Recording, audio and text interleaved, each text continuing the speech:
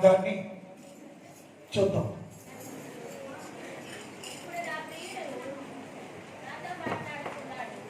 మంచిదమ్మా.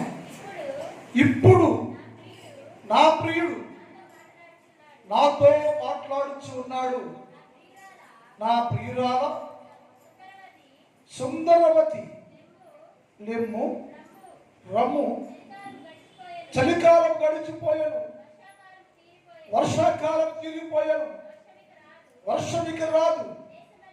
దేశమంతటా పువ్వులు పూసి ఉన్నవి, పిట్టలు కోలాహలం చేయించినవి. చాలు. ఈ వాక్యాన్ని నెలంతా ధ్యానం చేద్దామండి. పోయిన నెలలో దేవుడు మనతో మాట్లాడి ఆత్మని బలపరిచారు. ఈ నెలలో మరొక అంశంలోకి ప్రవేశిస్తున్నామా. దేవుడు రాక దినాల్లో ఉన్నాం. సంఘాన్ని ఎత్తి పట్టుకొని సంఘాన్ని పరలోక రాజ్యంలో ప్రవేశింపచేసేదిగా చేయాలని యేసు ప్రభుల వారు సంఘాన్ని తేల్చూస్తున్నట్టుగా ఈ భాగంలో ఉంది.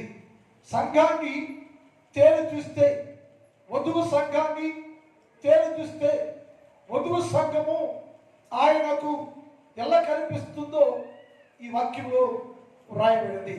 అదేంటంటే నా ప్రియురాలో. ఈ పదాల గురించి గత నెలలో మాట్లాడుకున్నాం మనం. బైబిల్లో ప్రియుడు, ప్రియురాలు, నా ప్రియుడు, నా ప్రియురాలు అనే పదాలు వాడబడతాయి. ప్రియుడు అనేది జనరల్గా మాట్లాడేది, ప్రియురాలు అనే సహజంగా మాట్లాడేది. ఇక్కడ యేసు ప్రభువు అంటే నా ప్రియురాలు అంటే నాకే ప్రియురాలు, నా ప్రియురాలు, నేను ఇష్టపడుతున్న ప్రియురాలు, నా ప్రియురాలు నా సొంతం అని మాట్లాడాడు. ఎవరి గురించి అయ్యా ఇది అంటే వధువ సంఘం. ఈ సంఘం ఎక్కడయ్యా అంటే యేసుక్రీస్తు ప్రభుల వారు స్వరక్తం ఇచ్చి సంపాదించారు, రక్తాలు కార్చి సంఘం ఏర్పాటు చేశారు. ఈ సంఘము పట్ల దేవుని ఉద్దేశం అంటే సంఘము రాను రాను యేసయ్య వచ్చే దినాలలో సంఘము శుద్ధపాటు కలిగి పరిపూర్ణత కలిగి సంఘము యేసుక్రీస్తు ప్రభుల వారు మెచ్చేదిగా ఉండాలి అని యేసు ప్రభుల వారు దాన్ని సిద్ధం చేస్తున్నారు. పరిశుద్ధాత్మ దేవుడు లోకంలో ఉన్న సంఘాన్ని శుద్ధపరుస్తూ మీరంతా కూడా పరిశుద్ధపరచబడే వారిగా ఉండాలి అని దేవుడు ఉద్దేశం. ఇక్కడ ఏమిటైనా నా ప్రియురాలు, ఈ ప్రియురాలు అంటానికి ఆత్మ ఏముందయ్యా? ఎందుకయ్యా ఆత్మ సంఘాన్ని వధువు సంఘాన్ని నా ప్రియురాలు అని మాట్లాడుతున్నావంటే యేసయ్య అన్నాడు, అది నేను రక్తం ఇచ్చి కొన్నాను కదా, నా రక్తం కడగబడింది కదా అని చెప్తూ ఆయన అన్నాడు, ఈ నా ప్రియురాలు అనబడే సంఘాన్ని నేను ఒకదానికి పోల్చాడు. ఎలా అంటే గువ్వవలే ఉంది అన్నాడు. ఒకటి ప్రియురాలు అనబడే సంఘాన్ని, నా ప్రియురాలకి సంఘాన్ని దేనిగా పోల్చాడంటే గువ్వవలే ఉంది అని పోల్చాడు. ఎందుకు సంఘాన్ని, పరిశుద్ధ సంఘాన్ని గువ్వగా పోల్చాడు ఆయన? గువ్వగా పోల్చాల్సిన అవసరం ఏంటి? పౌరమైన గువ్వైన ఒకే కోవకి చెందిందే కదా. ఎందుకు ఆయన గువ్వలే పోల్చంటే దానిలో ఉన్న విషయాన్ని ఇప్పుడు ధ్యానం చేద్దాం. గువ్వ అనేది పరిపూర్ణ పరిశుద్ధత కలిగిందట, లోపల బయట. పక్షులు చాలా ఉంటాయి కానీ సృష్టిలో చాలా మంది పక్షులు ఎగురుతూనే ఉంటాయి. అన్ని పక్షుల్లో కంటే గువ్వ అనే పక్షి అది చాలా పరిశుద్ధంగా ఉంటుందట. ఎక్కడయ్యా? బయటకు వస్తే బయట, లోనంటే లోన, ఎక్కడికి లోన బయట పరిపూర్ణ పరిశుద్ధత కలిగి ఉంటుంది అని రాయబడింది. ఎందుకయ్యా అంత పరిశుద్ధం? ఆకాశంలో ఎగరదా? ఎగిరినప్పుడు దోషము గాలి ఎన్ని పడవ అంటే ఎంత ఎగిరినా సరే అది ఆకాశంలో అన్ని చోట్ల ఎగరదంట. మనం చూస్తాం గుళ్ళుల మీద, మసీదుల మీద ఉంటే పావురాలు గువ్వలు ఉంటాయి. అంటే ప్రత్యేక స్థలాల్లో ఉంటుంది కానీ తిరిగేది కాదు అది. అంత పరిశుద్ధంగా ఎలా ఉంటుందయ్యా?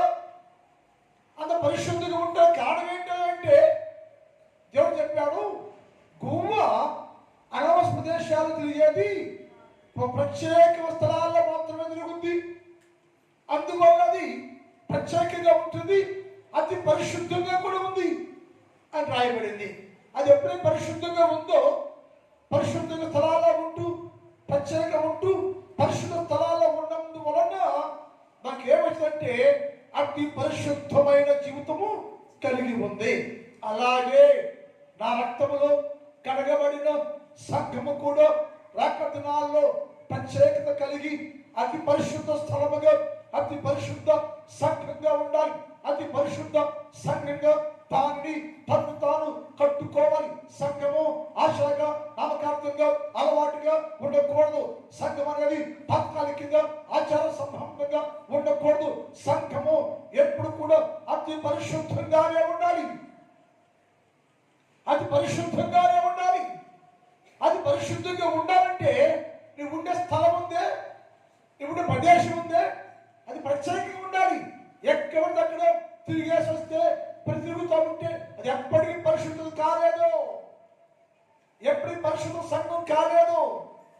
యేసయ్య అన్నారు, ఆ గోకి ఏంటి అంత స్పెషాలిటీ, అంత పరిశుద్ధి ఎలా వచ్చిందంటే ఆ గోవయ్య ప్రత్యేక స్థలాల్లో ఉంటుంది, తనకున్న పరిశుద్ధను ఎప్పటికప్పుడు కాపాడుకుంటూ ఉంటుంది.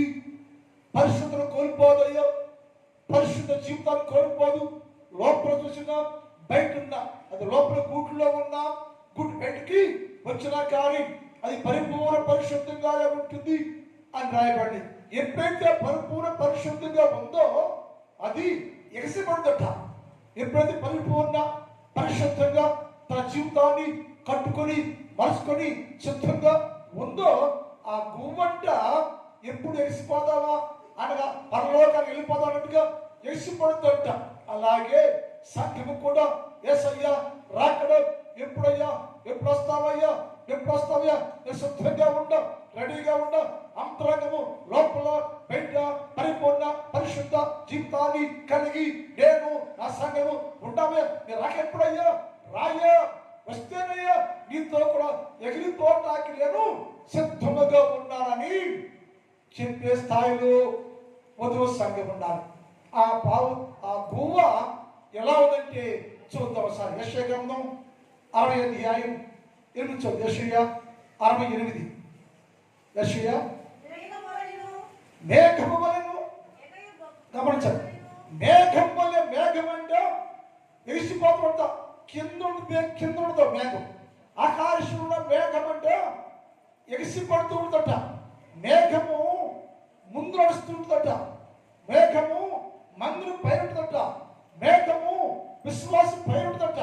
అందుకని మేఘము వలెను, ఎగిరి గువ్వల వలెను, అమ్మా గోళ్లకు ఎగసి వచ్చునని. ఇదేమి, ఇది ఎవరు అంటే ఎవరయ్యా? గువ్వ వలె ఎగసి పడుతూ మేఘాల మీద ఎక్కి తను తాను దేవుని రాజ్యంలోకి వెళ్ళడానికి సిద్ధపడుతుంది. ఎవరయ్యా అంటే నా ప్రియురాలయ్యా, నా ప్రియురాలు.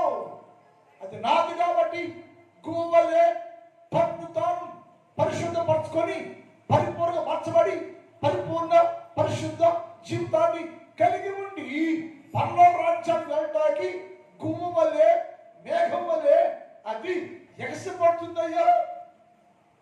అంటే భూలోకం ఉండలేను నేను, ఇక భూలోకం పరిశుద్ధపరుచుకున్నాను నేను.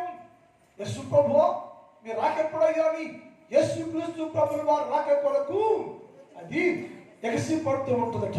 క్రైస్తవులారా, 100 సంవత్సరాలు పైబడి విశ్వాసం జీవిస్తున్న వారులారా, మన జీవితాల్లో గువ్వ వలె నీవు కూడా ఎగసి పడుతున్నావా? గువ్వ వలె నీవు పరిపూర్ణ పరిశుద్ధ జీవితాన్ని కలిగి ఉన్నావా? గువ్వ వలె నీవు దేవుణ్ణి కలుసుకోవటానికి ఎగసి పడుతున్నావా? గువ్వ వలె నీవు నీ సంఘము పరిపూర్ణ పరిశుద్ధ జీవితాన్ని కలిగి ఉందా? ఆచారంగానే ఉందా? నామకార్థంగా ఉందా? పైన పరిశుద్ధంగా ఉండి లోన ఏంటిది? పైన పరిశుద్ధం, అది మీరు చెప్పాలి. పైన పరిశుద్ధం, లోపల పరిశుద్ధం, అది అసలు లేదు. మనం ఎలా ఉంటామంటే పైకి మాత్రం చాలా ఫ్రెష్ కనిపిస్తాం, విశ్వాసే, భక్తులే, ప్రార్థనాపరులే. ఇంటర్నల్ లైఫ్, లోపల భాగం అంతా పరిశుద్ధం లేదు అని యేసే మాట్లాడుతున్నాడు. పరిశుద్ధం లేని కారణం చేత సంఘము ఎత్తబడే స్థానం లేదయ్యా. ఎంత కాలంలో ఉంటావంటే ఎప్పుడొస్తావయ్యేసయ్య అంటే నీ లోన కూడా పరిశుద్ధంగా మార్చబడితే, నీ బయటే కాదు, నీ బయట పరిశుద్ధ అవసరంలో నీ లోపల చిందు కావాలి. నాకు ప్రతి విశ్వాసి ఇంటర్నల్ లైఫ్ లోపల పరిశుద్ధంగా ఉండాలి. పై భక్తుల్లా యాక్షన్ చేయకూడదు, పరిశుద్ధులు నటించకూడదు. నటన చాలా ప్రమాదం. క్రైస్తవ జీవితాల్లో జరుగుతున్న పెద్ద పాపం అంటే పైన పడ్డారు, లోపడతారు. ఇంకోటి ఏంటంటే పైన పరిశుద్ధం, లోపల కుట్ర, కుష్టాలు, అసూయ, ద్వేషం, కక్షలు, కర్పడు, లోని పరిశుద్ధే లే. అందుకని క్రైస్తవ సంఘం సరిగా ఇప్పుడు అన్నాడు, మీరు అలా ఉండదమ్మా విశ్వాసులారా, క్రైస్తవులారా, నా పావురమా, నా ప్రియురాలా, నువ్వు ఎలా ఉన్నావంటే గువ్వలే ఎగసిపడుతున్నావు అన్నాడు. గువ్వకున్న క్వాలిటీ ఏంటయ్యా అంటే, గువ్వకున్న శ్రేష్టత అంటే అది ఆ గువ్వ పరిపూర్ణ పరిశుద్ధంగా ఉండెను. పరిపూర్ణ పరిశుద్ధ జీవితాన్ని కలిగి ఉన్నందువల్ల ఎగసిపడుతుంట. మేఘం వలెను, గువ్వ వలెను ఎగసిపడుతూ వచ్చున్నది. అది ఎవరయ్యా?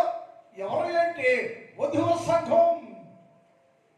తన్ను తాను సిద్ధపరచుకొని, తన్ను తాను పరిశుద్ధపరచుకొని, ఎక్కడ లోపే లేకుండా ఎప్పుడు పరీక్షించుకొని పరిపూర్ణ పరిశుద్ధురాలుగా ఉన్న కారణం చేత అది ఎప్పుడైనా రాకడ కొరకు ఎగసిపడుతూ ఉండేది. మన జీవితాల్లో 100 సంవత్సరాల నుంచి దేవుని లేఖనాలు వింటున్న మనము మన జీవితాల్లో పరిపూర్ణ పరిశుద్ధ లేకపోతే, పరిపూర్ణ పరిశుద్ధులుగా ఉండకుండా పైకి మాత్రమే పరిశుద్ధులుగా యాక్షన్ చేస్తూ లోనంతా యెహోవాకు యేసు ప్రభువుకి విరోధమైన జీవితాన్ని కలిగి ఉంటే ఇప్పుడైనా సరి చేసుకుని ఎగసిపడాలి. దేనికోసం అయితే యేసు ప్రభు రాకడ కొరకు ఎగసిపడాలి. పరిశుద్ధంగా మార్చబడితే నువ్వు దేవుడు చెప్పాడు. హోషేయ గ్రంథం 11వ అధ్యాయం 11 చూద్దాం. హోషేయ 11:11. వారు వణుకుచు పక్షులు ఎగురునట్లుగా ఐగుప్తు దేశంలో నుండి వస్తులు, గువ్వలు ఎగిరినట్లుగా అశ్షూరు దేశంలో వచ్చుదురు ఎగిరి వస్తులు. నేను వారిని వారి కోసం ఏర్పాటు చేయబడ్డ వారి నివాసంలోనికి కాపురించదను. అందరూ సరే చెప్దామా? హల్లెలూయా, హల్లెలూయా. ఎవరైతే పరిపూర్ణ పరిశుద్ధులు చేపట్టారో, పరిపూర్ణ పరిశుద్ధులుగా తన్ను తాను సిద్ధం చేసుకున్నారో, వారు రాకడ కొరకు సిద్ధపడితే యేసయ్య అన్నాడు, గువ్వ ఎలాగైతే ఎగసిపడుతుందో అలాగే పరిపూర్ణంగా తన్ను తాను సిద్ధము చేసుకున్న, తన్ను తాను జీవితాన్ని కట్టుకున్న వారు ఐగుప్తులో ఉన్నా సరే, అశ్షూరులో ఉన్నా సరే, ఎక్కడ పరిశుద్ధులుగా ఉంటే వారిని వారు ఎగసబడితే వారు పరిపూర్ణ పరిశుద్ధులుగా ఉంటే వారి నివాసానికి నేను వారిని తీసుకొని పోయి వారి నివాసంలో వారు కాపురము ఉందురు అన్నాడు. ఎక్కడ నీ కాపురం? పరలోక రాజ్యంలో. యేసు పరలోక రాజ్యాన్ని నీకోసం ఏర్పాటు చేశాడు. అందుకు వెళ్ళాలి. వధువు సంఘమా, నా ప్రియురాలా, నాకే ప్రియురాది. ఎందుకు ఆ ప్రియులంటే గువ్వలే పరిపూర్ణ పరిశుద్ధత కలిగి ఉంది.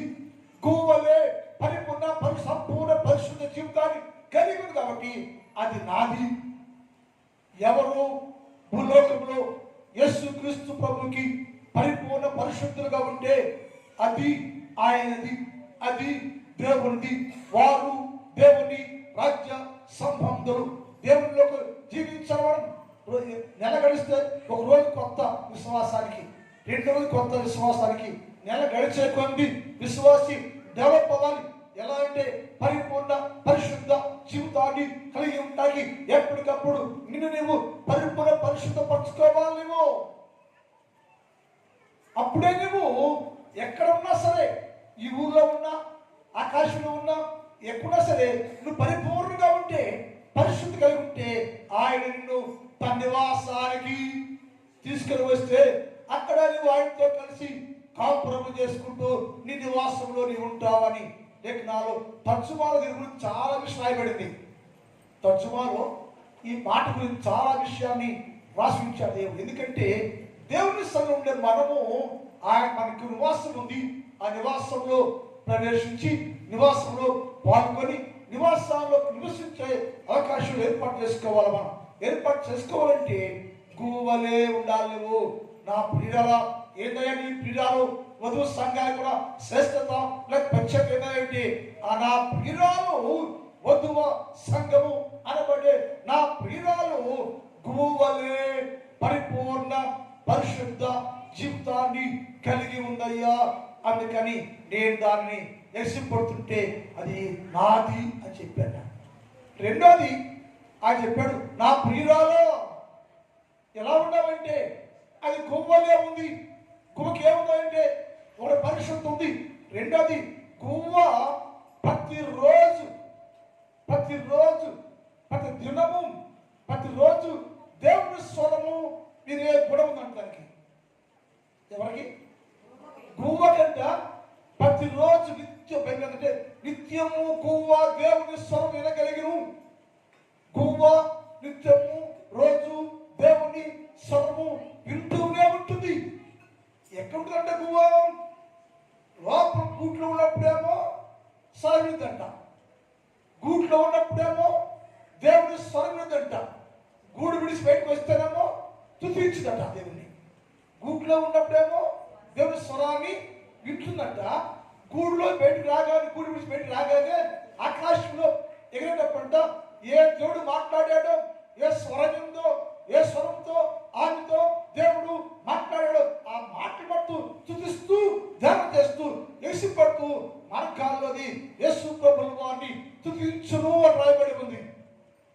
అంటే మనము ఎలా ఉండాలంటే గువ్వలే గూట్లో ఉన్నప్పుడైనా గూడు బయట వచ్చినప్పుడైనా సరే ప్రతిరోజు నిత్యము దేవుని స్వరాన్ని వినేవారుగా ఉండాలి. ప్రతిరోజు యేసు క్రీస్తు ప్రభువు వారి స్వరము వినగలిగి ఉండాలి. యేసయ్య శబ్దము, యేసయ్య మాటలు విని మనము సిద్ధపరచుకోవాలి. వారానికో 2 వారాలకో నెలకు వచ్చి నేను స్వరాన్ని వింటాను, నాతో మాట్లాడతానయ్యా అంటే కుదరదు. గువ్వకి గూడు లోపల ఉన్నప్పుడు కూడా స్వరం ఉంటుందట. స్వరం ఎక్కడుంది? గూడు లోపల ఉంది. గూడు లోపల ఉన్నప్పుడు స్వరం వినపడుతుంటే ఆ దేవుని స్వరం ఎప్పుడు ఎక్కడంటే ఆయన స్వరం విన్నాకే, దేవుని స్వరం విన్నాకే, ఆయన స్వరం విన్నాక, ఆ శబ్దం విన్నాక అది బయటికి వచ్చింది. ఆయన స్వరం ఎప్పుడైనా బయటకు రానే రాదు. దీనికి ఉదాహరణ చెప్తాను. సమూయేలు బాలుడిగా ఉన్నాడు, దేవుని సన్నిధిలో ఉన్నాడు, లోపలే ఉన్నాడు. ఎప్పుడు సమూయేలు యేసు ప్రభువుని చూడాల, యెహోవా దేవుణ్ణి చూడు, ఆయన స్వరం కూడా వినడానికి తెలియదు. అయితే అక్కడ ఏంటంటే యెహోవా సమూయేలుని పిలుస్తుంటే ఆయన స్వరము వినపడుచు ఉండేను. యెహోవా సమూయేలుని పిలుస్తూ ఉంటే, యెహోవా సమూయేలుని పిలుస్తూ ఉంటే ఆయన స్వరము అతను వింటూ ఉండేను. పక్కన ఏలీ ఉన్నాడు, పక్కన యాజకుడు ఉన్నాడు. ఆయనకి వినపట్ల ఆ స్వరము ఆయనకి వినపట్ల. ఎందుకయ్యా ఆయనకి వినపడకోకుండా సమూయేలుకి మాత్రమే. సమూయేలు విశ్వాసం కాదు కదా, బాలుడే కదా. ఎందుకయ్యా సమూయేలుకి మాత్రమే వినపడుతుంటే సమూయేలు దేవుని దృష్టికి ఎంపిక చేయబడి ఉండను. దేవుడు బాల్యం నుంచి పరిశుద్ధంగా ఉండను, దేవుని దృష్టిలో పరిశుద్ధంగా ఉండను, గువ్వలే ఉండను, స్వరం వినడానికి సిద్ధంగా ఉండట. అందుకని ఏలియేమో నిద్రపోతున్నాడు. ఆ దర్శనం ఏలికి లేదు. ఏలి ఏలి అంటున్నా అక్కడ సమూయేలు సమూయేలు అంటున్నాడు. 1వ సమూయేలు గ్రంథం 3వ అధ్యాయం చూద్దాం, 4 నుంచి చూద్దాం. సమూయేలు అప్పటికి యెహోవాను ఎరగకు. అప్పుడు యేసు ప్రభు అంటే యెహోవా అంటే సమూయేలు తెలియదయ్యా. మనకు తెలియదా యేసయ్య ఎవరో? మనకు తెలుసు. యేసు ప్రభు మనకు తెలుసు. ఎప్పుడు తెలుసు అంటే మనకు తెలుసు, కానీ మనం ఎప్పుడు కూడా మన స్వరాన్ని విన్నవారు కాదు. సమూయేలుకి యెహోవా తెలియదంట. యెహోవా సమూయేలు ఎరగకుండాను యెహోవా వాక్కు అతనికి ప్రత్యక్షం కాలం గమనించాలి. ఆయన పుట్టాము యెహోవా దేవుడిని సమూయేలు ఎరగి ఉండలేదు, ఆయన ప్రత్యక్షం లేదు. అయినా కానీ స్వరం వినబడతా ఉంది. మనం ఎవరయ్యా? క్రైస్తవులు, విశ్వాసులు, భక్తులను. నీ దేవుడు తెలుసు, నీకు దేవుని శక్తి తెలుసు నీకు. కానీ మరి దేవుడు నీతో మాట్లాడుతూ ఉన్నాడా? దేవుడు స్వరంటున్నావు నువ్వు. దేవుడు స్వరం వినకుండా షో చేసి చెప్పి మాట్లాడాడు. నిజంగా అక్కడ జరిగిందంటే సమూయేలుతో దేవుడు మాట్లాడాను. ఎప్పుడు? ఎరగనప్పుడే,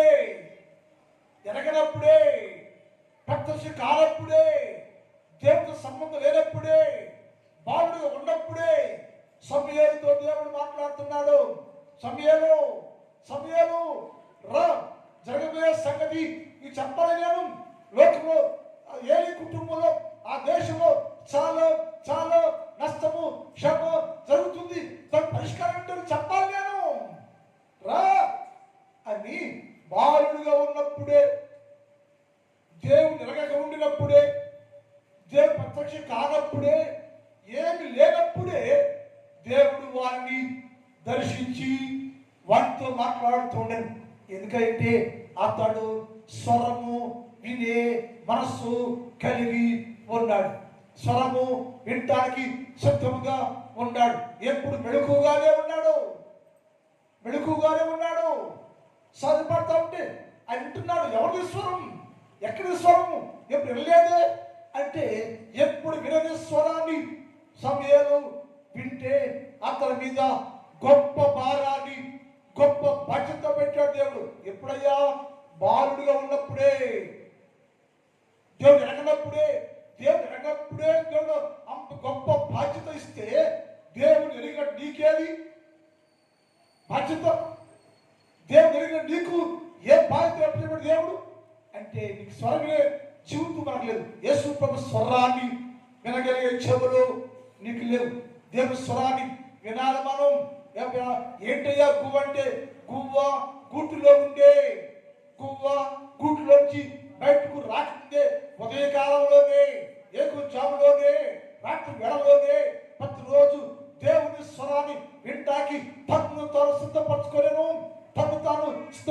ఎప్పుడు ఆ దేవుడు మాట్లాడతాడో, దేవుని స్వరము ఎప్పుడు వచ్చిందో విందామని దేవుని స్వరము, దేవుని మాట కోసము నిత్యము కనిపెట్టి ప్రతిరోజు ఆయన స్వరాన్ని వినే జీవితాన్ని కలిగి ఉంది.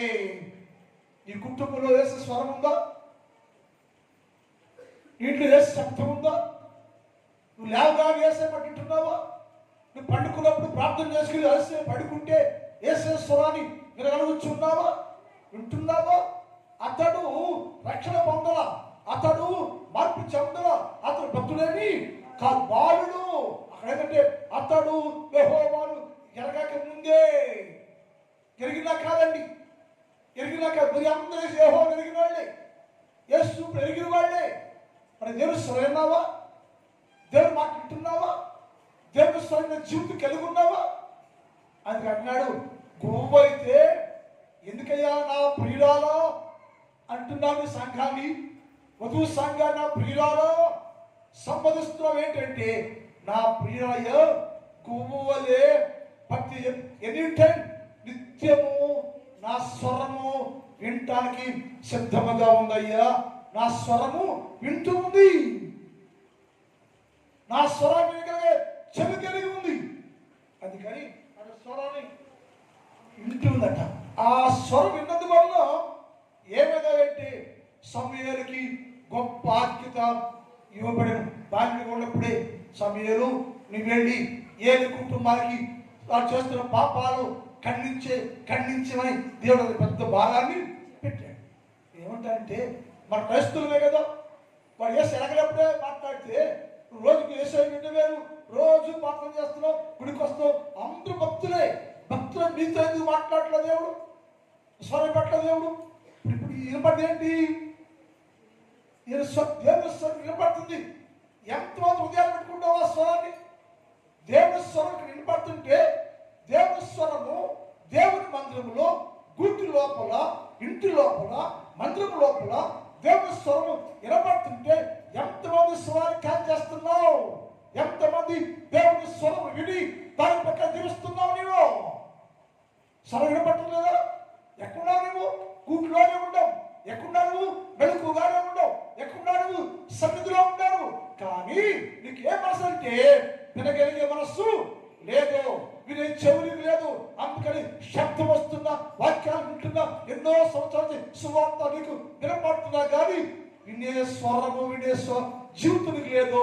అందుకే మారు మనసు లేదు, రక్షణ లేదు, బతుకు మారల, జీవితం మారల, పాపిగానే జీవిస్తున్నారు. పాపి ముద్ర వేసుకున్నావు, పాపి ముద్ర వేసుకుని జీవిస్తున్నావు నువ్వు. స్వరం వినే జీవితం నీకు లేదు, స్వరం వినలేకపోతున్నావు. అది బైబిల్ మాట. 68వ కీర్తన 33 చూద్దాం. 68:33. 68:33. అనాది కాలమున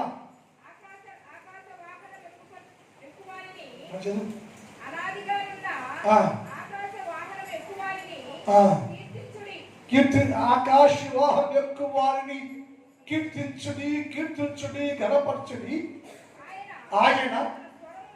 ఆయన స్వరం వినబడితే అది బలమైన స్వరము, దేవునికి బలాతిశయము.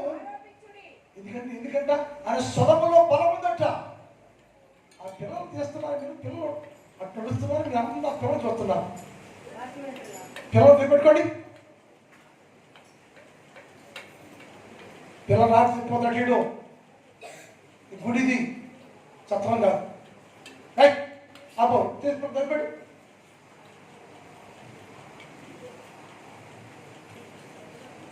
దేవుని సత్యంలో మనం ఆయన అంటే ఆయన స్వరం బట్టి అది బలం ఉందంటది.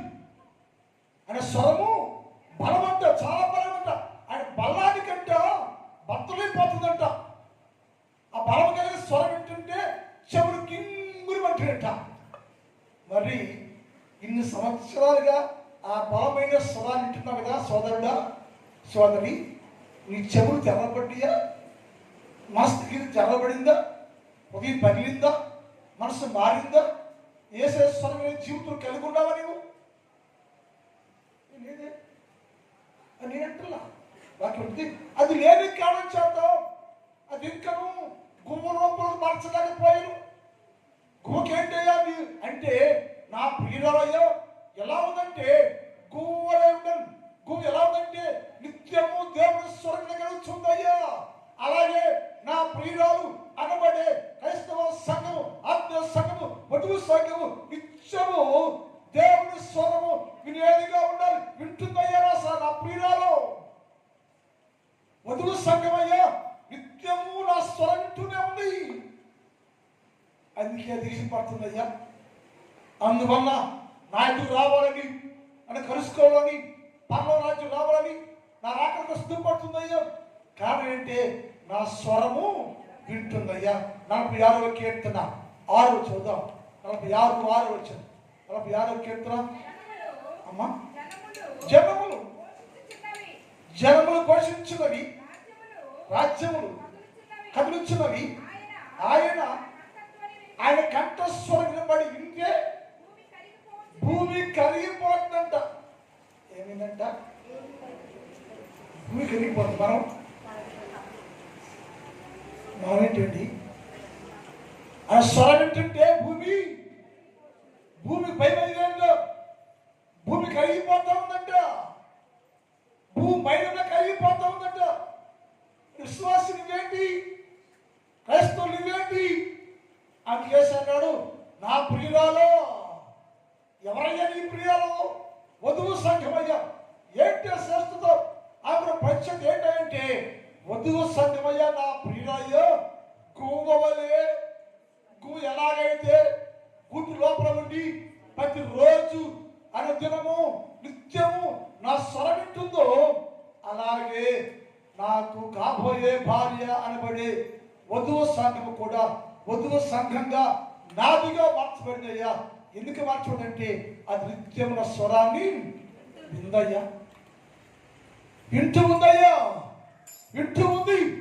ఎవరు దేవుని స్వరాలు వింటారో వారి హృదయాలు కలిగిపోతూ ఉంటాయో. దేవుని స్వరం ఉంటప్పుడయ్యా నిజంగా వారు దేవుని స్వరాన్ని వింటే హృదయము భూమిలాగా కరిగిపోతాయో, మారిపోతాయో, కరిగిపోతాయో. కానీ హృదయం అనే భూమి గడ్డుగా ఉంది, ఎండిపోయింది, వీడిగా ఉంది, రాతి గట్టి కఠినంగా ఉంది, అది పగలలేదు, అది కరగలేదయ్యో. కారణం ఏంటంటే నా దేవుని స్వరాన్ని వినగలిగే జీవితము నీకు లేదయ్యా. 29వ కీర్తన 3-4 చూద్దాం. 29వ కీర్తన. అమ్మ యెహోవా స్వరం జలమును వినపడుచున్నను, మహిమగల దేవుడు ఉరుములా గర్జిస్తున్నాడు.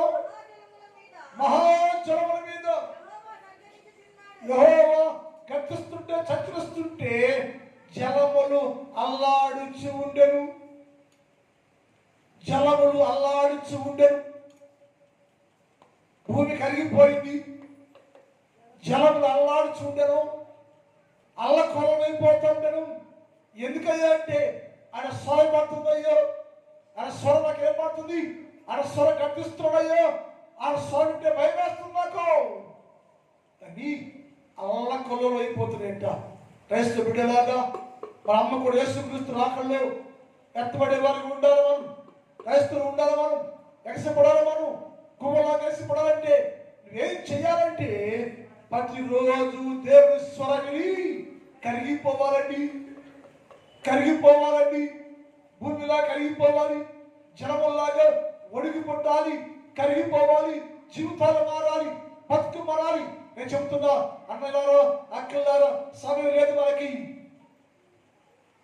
తక్కువ సమయం ఉండే మనం సమయం ఉండగానే 2025వ సంవత్సరం ముగింపుకి వచ్చా. మనం ఇంకా పాపిగా ఉంటే, ఇంకా బండలాగా ఉంటే, ఇంకా కరగల భూమిలాగా ఉంటే ఇప్పుడైనా యేసయ్య స్వరం వినపడుతుందయ్యో.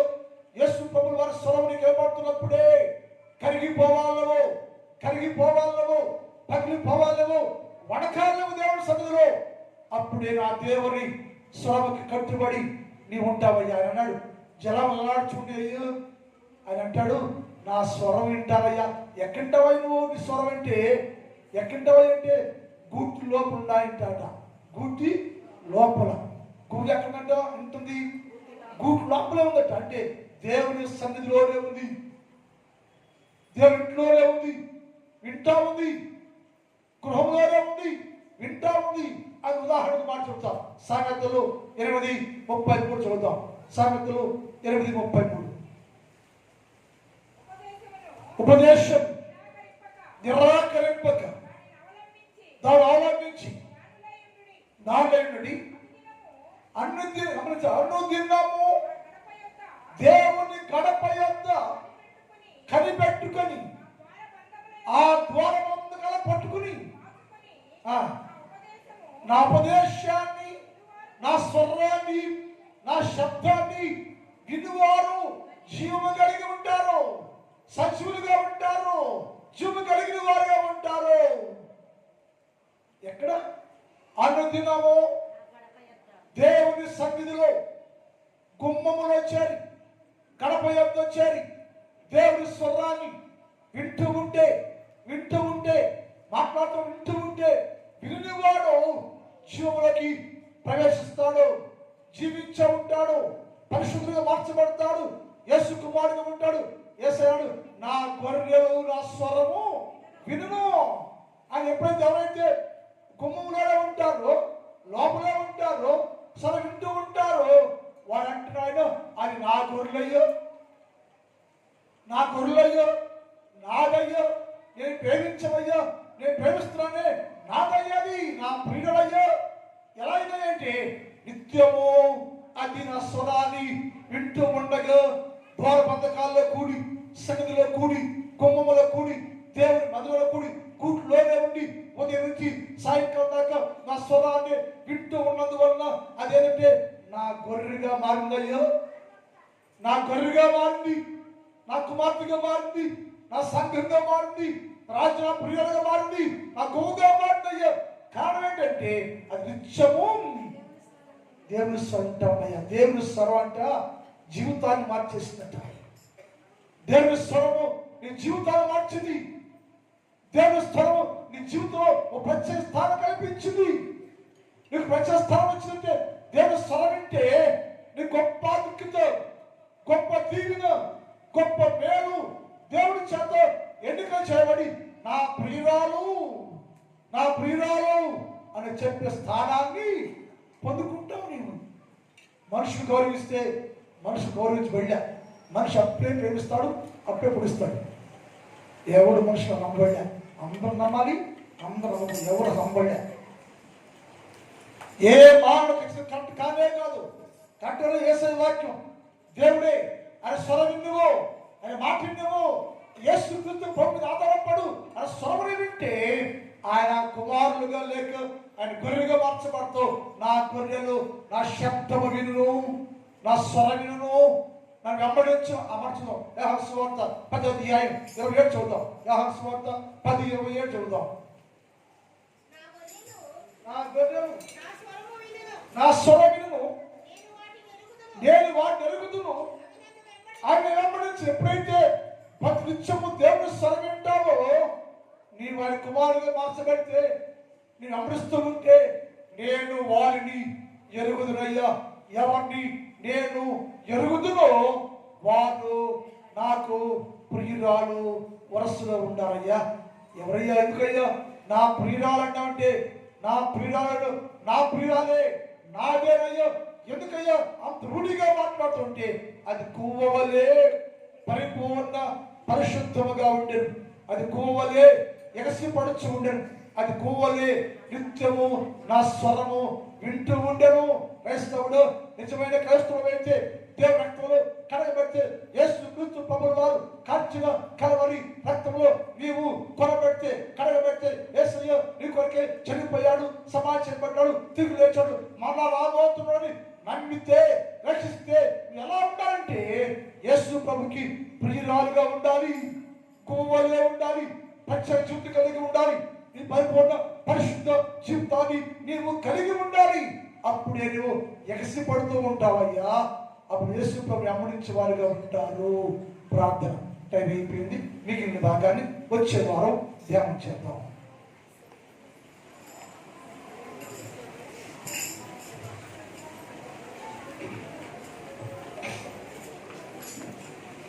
మోకరించండి, మోకరించి ఒక పిల్లదారు తీయండి. మోకరించండి, మోకరించమ్మా తల్లి, మోకరించు, మోకాడి తల్లి, మోకరించమ్మా, మోకరించు, మోకాడి. లేదేసయ్యా, నాకు లేదేసయ్యా, నాతో మాట్లాడయ్యా, నీ స్వరం వినాలయ్యా. నేను నీ స్వరాన్ని వినే జీవితాన్ని దయచే ప్రభువా, నీ స్వరాన్ని వినే జీవితం దయచే ప్రభువా. ఇప్పుడే దర్శించయ్యా. నేనయ్యా నీ ప్రియురాలుగా ఉండాలయ్యా. వదిన సంఘంలో ఎత్తబడే సంఘంలో నేను ఉండాలేసయ్యా. అందుకోసయ్యా నాకయ్యా పరిపూర్ణ పరిశుద్ధ జీవితము కావాలేసయ్యా. పరిపూర్ణ పరిశుద్ధ జీవితం కావాలేసయ్యా. నిత్యము నీ స్వరాన్ని వినే జీవితము నాకు కావాలేసయ్యా. దర్శించు, దర్శించయ్యా, దర్శించయ్యా. నాతో మాట్లాడేసయ్యా.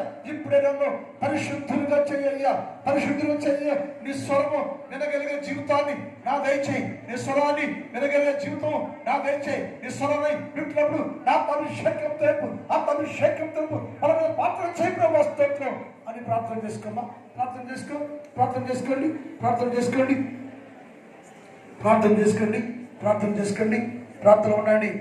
నోరు తెరవండి అక్క, నోరు తెలిసి ప్రార్థన చేయి, ప్రార్థన చేసుకోండి, ప్రార్థన చేసుకోండి. ఆ తండ్రి నీ పాదములకు వందనాలు. పరిశుద్ధుడైన దేవ, నీకే స్తుతి స్తోత్రాలు తెలియచేస్తూ ఉన్నాను. గడిచిన దినములలో మీ అపారమైన ప్రేమలో కాపాడారు. ఉదయకాలంలో ఒక శ్రేష్టమైన సంగతి మాతో మాట్లాడారు. విలువైన సందేశాన్ని మాకు ఇచ్చారు. ఏమిటంటే, నా ప్రియురాలు, నా వధువు సంఘం నాది ఎలా ఉందంటే పరిపూర్ణ పరిశుద్ధ జీవితం కలిగిన గువ్వలే ఉందయ్యో అని చెప్పారయ్యా. మేము మా సంఘం అంతయ్యో పరిపూర్ణ పరిశుద్ధ సంఘంగా ఉండటానికి సహాయం చేయండి. హృదయకాలంలో ఈ స్థలంలో మోకరించిన ప్రతి బిడ్డలను దీవించండి. చిన్నవారు, పెద్దవారు, స్త్రీలు, పురుషులు అనేక స్థలం ఉన్నారు తండ్రి. ప్రతి ఒక్కరి ప్రభువా మీ నామములో పరిపూర్ణ పరిశుద్ధులు ఉండే భాగ్యం వేరు చేయండి.